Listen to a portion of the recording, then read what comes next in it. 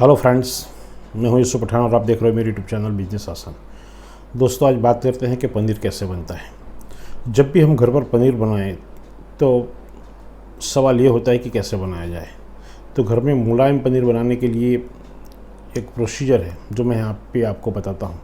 पनीर बनाने के लिए हमें हर एक छोटी बात का बहुत अच्छे से ध्यान रखना चाहिए, तभी हम घर पर बाज़ार जैसा मुलायम पनीर बना सकते हैं। दूध में पनीर बनाने की विधि में सबसे पहला स्टेप या बात जिसका हमें विशेष ध्यान रखना होता है वह है दूध को उबालना।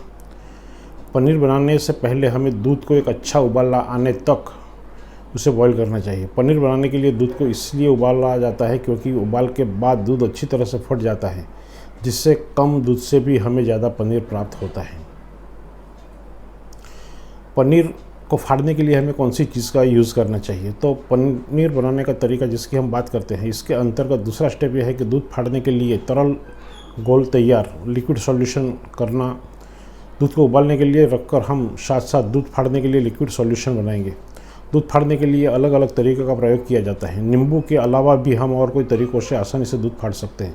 आप दूध फाड़ने के लिए नींबू का प्रयोग करते हैं या किसी और तरीके का, यह पूर्णतः आप पर निर्भर करता है।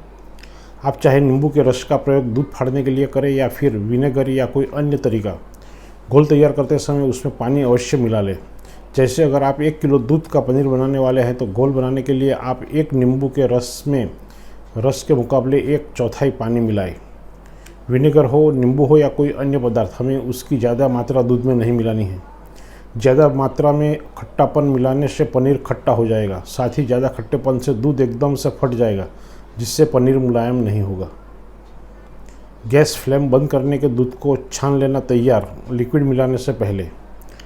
कम दूध में ज़्यादा पनीर बनाने की इस विधि को हम घर पर पनीर बनाने की आसान रेसिपी भी कह सकते हैं। इस क्रम में हमारा जो अगला स्टेप है वह है दूध के उबलने के बाद गैस फ्लेम बंद करके दूध को छानना।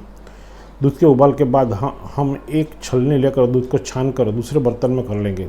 दूध को छानना इसलिए ज़रूरी होता है क्योंकि छानने से दूध में अगर कुछ कचरा मिला हो तो बाहर आ जाए। आप अगर चाहें तो कच्चे दूध को छानने के बाद उबाल ला सकते हैं। इस बात का अवश्य ध्यान रखें कि एक बार दूध उबल जाए उसके बाद उसे आंच पर नहीं रखना है। दूध फाड़ने के लिए लगातार चलाते हुए तैयार लिक्विड मिलाएं। उबालने व छानने के बाद अब हम दूध को फाड़ने के लिए उसमें जो तरल घोल हमने बनाया था वह मिलाएंगे। पनीर में क्या क्या मिलाया जाता है? तरल घोल, इस प्रश्न का सटीक जवाब भी है क्योंकि पनीर बनाने के लिए हम दूध में सिर्फ यह घोल मिलाते हैं।